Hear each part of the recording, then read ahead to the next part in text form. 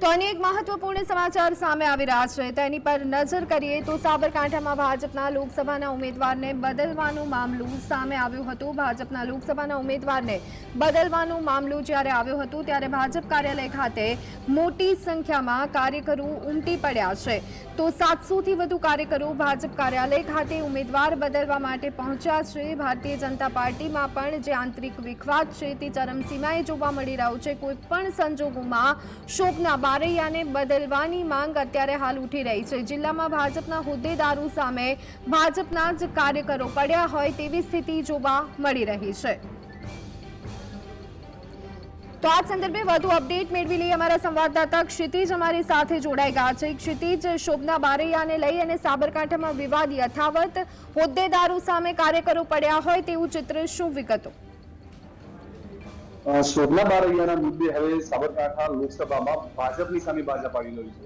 ભાજપના જે પાયાના કાર્યકરો છે તે પોતાના આગે એ લોકોએ શક્તિ પ્રદર્શન કર્યું હતું અને સાબરકાંઠા અરવલ્લી જિલ્લાના તમામ તાલુકા મથકોથી કાર્યકરોએ હિંમતનગર ભાજપ કાર્યાલય ખાતે ઉમટી પડ્યા હતા।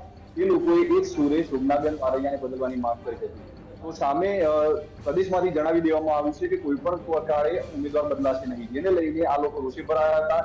શોભનાબેન અને અન્ય ભાજપના નેતાઓના હાયર બોલાવ્યા હતા। ઉપરાંત આ લોકોએ ભારે રોષ સાથે રજૂઆત કરી હતી અને છેલ્લે આ લોકો પ્રચારમાં આવશે અને ચૂંટણીમાં તે લોકોને ટેકો આપવાની અને સમર્થન કરવાની ના પાડી દીધી હતી। કોઈ પણ સંજોગોમાં ભાજપને રફે દફે કરી દેવાની તે લોકોએ ચીમકી ઉચ્ચારી છે। ત્યારે હાલમાં ભાજપનું સંગઠન અને ભાજપના કાર્યકરો આમને સામે આવી ગયા છે અને તે લોકોના જણાવ્યા મુજબ હવે તેઓ ભાજપને આ વખતે ચૂંટણીમાં બતાવી દેવામાં આવી છે। જી બિલકુલ ક્ષિતિજ, અત્યારની હાલની જે સ્થિતિ જોવા મળી રહી છે, ભારતીય જનતા પાર્ટીમાં પણ આંતરિક વિખવાદ કોઈ એક બેઠક પર નહીં પરંતુ અનેક બેઠક પર જોવા મળી રહ્યો છે।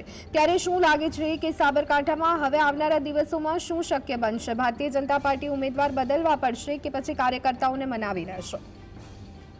પ્રદેશમાંથી ભારતીય જનતા પાર્ટી ઉમેદવાર બદલવાની એક તરફ ના પાડી દીધી છે। ત્યારે આ બાજુ સાબરકાંઠા લોકસભાની વાત કરીએ તો સાબરકાંઠામાં અરવલ્લી જિલ્લાના જે ભારતીય જનતા પાર્ટીના સમર્થક ટેકેદારો છે તે લોકો કોઈ પણ સંજોગોમાં ભીખાજીને ફરી ટિકિટ આપવામાં આવે તેવી માંગ કરી રહ્યા છે। તો બીજી તરફ સાબરકાંઠાના જે કાર્યકરો છે, પાયાના કાર્યકરો છે, તે લોકો કહે છે કે આયાથી ઉમેદવાર નહીં ચાલે। ત્યારે હાલમાં એ લોકોની રજૂઆત છે કે કોઈ પણ સંજોગોમાં ઉમેદવાર બદલવું જોઈએ, પ્રદેશમાંથી ના પાડી દેવામાં આવી છે, જેને લઈને હવે આ લોકો ચૂંટણીમાં ભારતીય જનતા પાર્ટીને સમર્થન ન કરવા માટેનું મન બનાવી દીધું છે। આ ઉપરાંત તે લોકો અત્યારે હાલમાં આગામી સમયના કાર્યક્રમો શું કરવા તેના પ્રયાસોમાં લાગી ગયા છે। હવે બેઠકોનો દોર શરૂ થયો છે। આજે સાંજે હિંમતનગર તાલુકાના ગ્રામ્ય કક્ષાએ કેટલીક બેઠકો મળવાની છે। તે બેઠકોની અંદર આગામી સમયમાં કેવા કાર્યક્રમો કરવા તેની રણનીતિ ઘડાશે।